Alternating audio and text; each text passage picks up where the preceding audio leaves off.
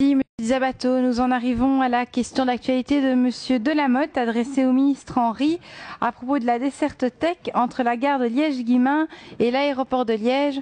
Monsieur Delamotte, vous avez la parole.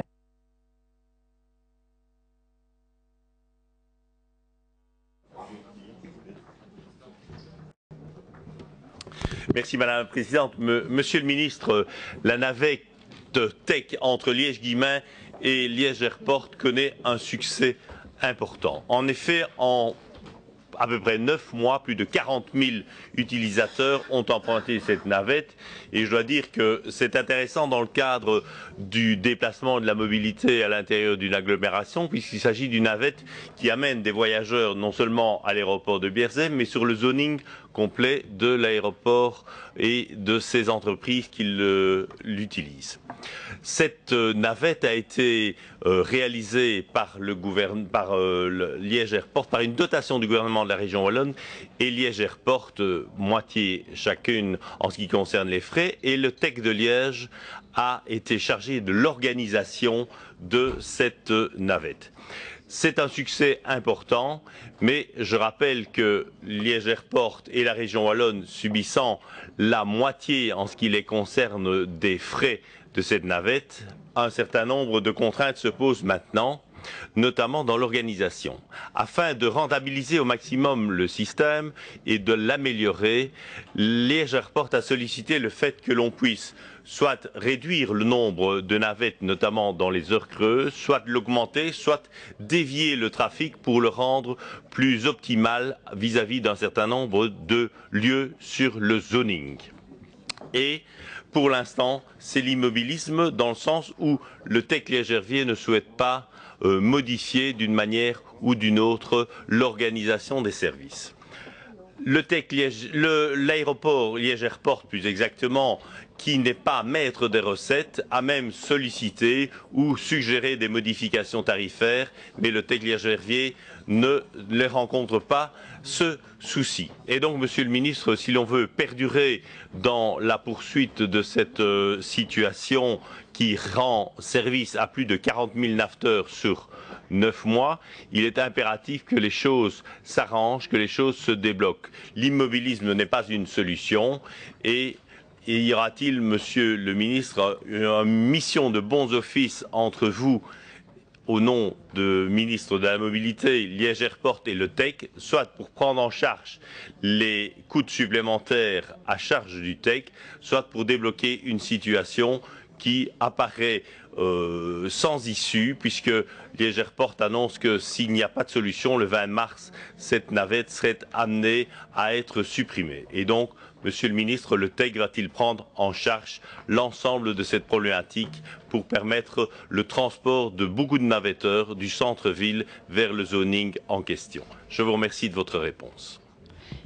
Monsieur le ministre, est-ce que je peux demander aux honorables membres de cette Assemblée de rejoindre leur place? Parce que d'ici, ça fait un petit peu grand couloir. Merci Madame la Présidente, merci monsieur le député pour votre question.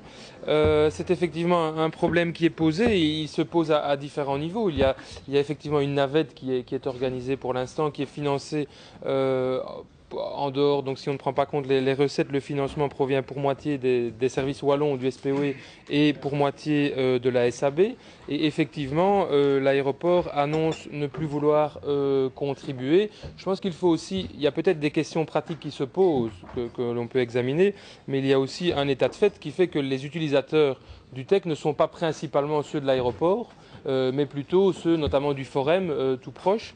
Et donc, c'est sans doute une des raisons, une des motivations de l'annonce de la SAB.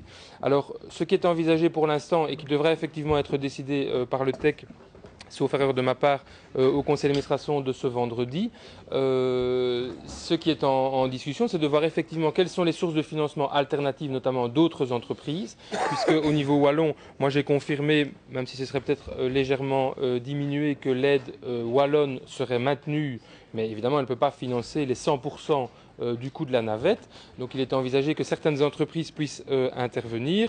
Le TEC Liège-Herviers va effectivement devoir faire à un moment donné un arbitrage. Et ce qui est aussi envisagé, c'est que l'on modifie la navette, c'est-à-dire qu'au lieu qu'on ait Au lieu d'avoir une navette toutes les heures, tous les jours de la semaine, on aurait plutôt une navette concentrée le matin et en fin d'après-midi, là où il y a le plus d'utilisateurs, et qui ne serait plus opérationnel le week-end, à ce moment-là, qui répondrait de manière beaucoup plus réelle à la demande existante des voyageurs.